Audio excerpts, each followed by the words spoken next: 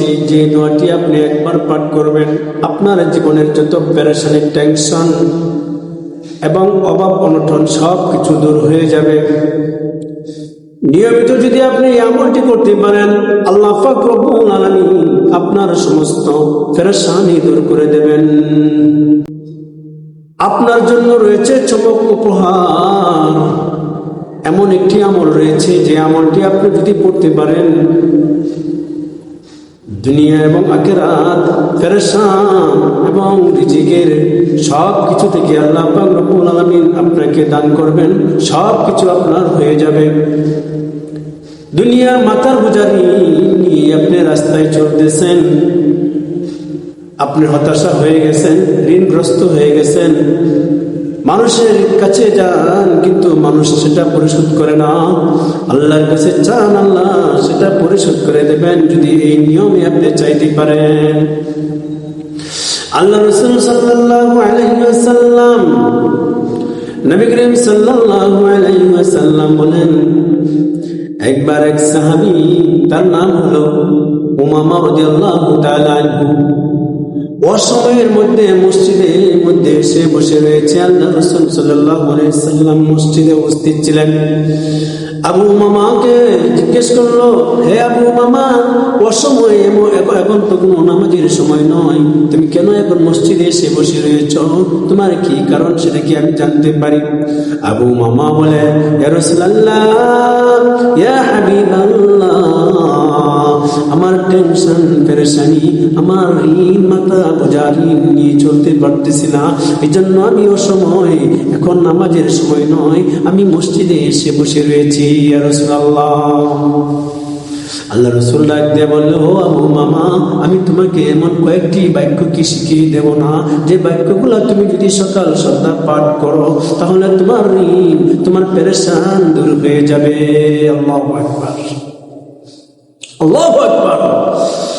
আল্লাহ রাসূল সাল্লাল্লাহু আলাইহি ওয়াসাল্লাম ডাক দিয়ে বললেন, ও আবু মামা,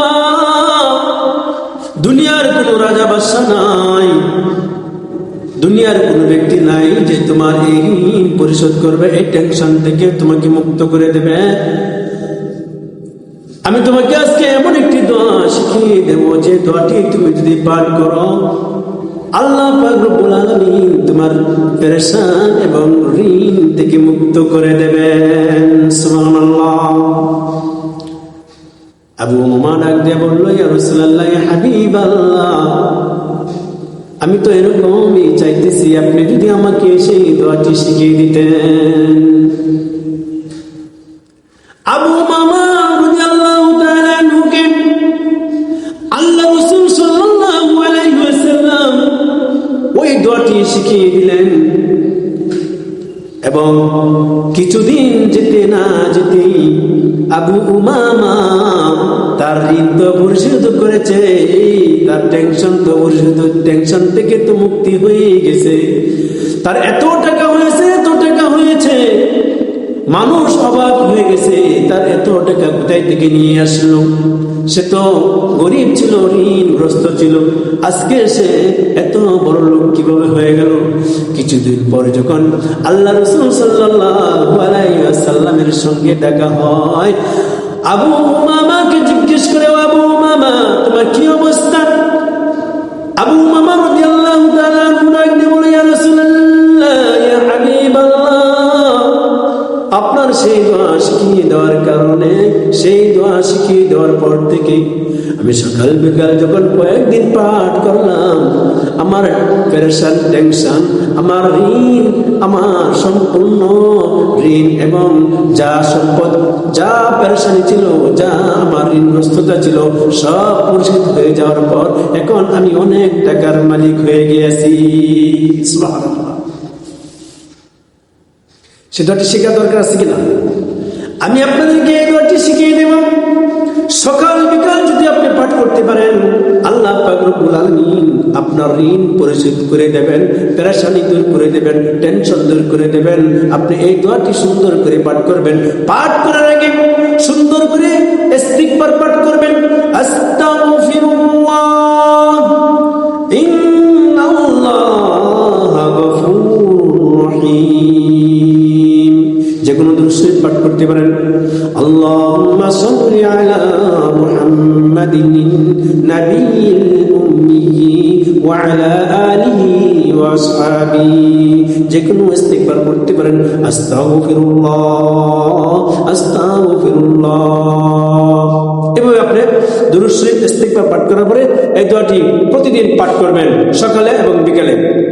اللهم إني أعوذ بك من الهم والحزن وأعوذ بك من الزبن والبخل وأعوذ بك من غلبة الدين وقهر الرجال اللهم إني أعوذ بك من الهم والحزن وأعوذ بك من الزبن والبخل وأعوذ بك من غلبة الدين وقهر الرجال। এই দোয়াটি সকালে এবং বিকালে আপনি নিয়মিত কয়েকটা দিন পাঠ করবেন। আপনার অভাব অনটন আল্লাহ পাক রব্বুল আলামিন দূর করে দেবেন এবং টেনশন পেরেশান জীবনের যত টেনশন থাকবে সব টেনশন দূর হয়ে যাবে এবং আপনার গায়বী থেকে আপনার ঋণ পরিশোধ হয়ে যাবে, আপনার অর্থ সম্পদের মালিক হয়ে যাবেন।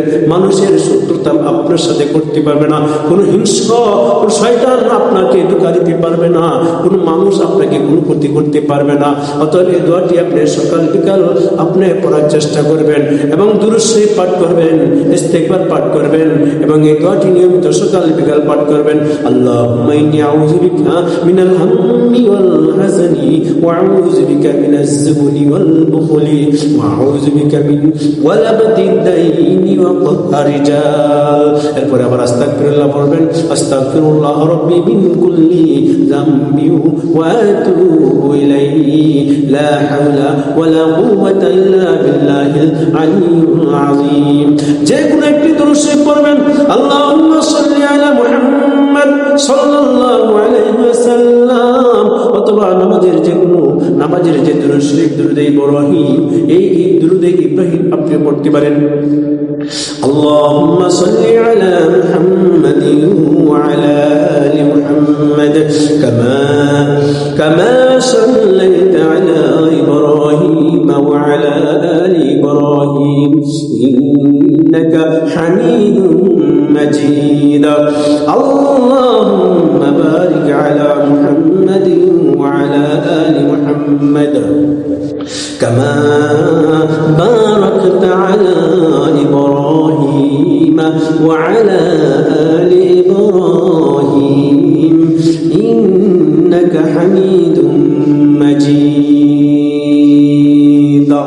এভাবে আমল করবেন, ইনশাআল্লাহ আপনার ঋণ পরিশোধ হয়ে যাবে, পেরেশান দূর হয়ে যাবে এবং মানুষ কোনো ক্ষতি আপনাকে করতে পারবে না। সবার কাছে ভিডিওটা শেয়ার করে দিন, সবাই যেন এই আমল করে উপকৃত হতে পারে।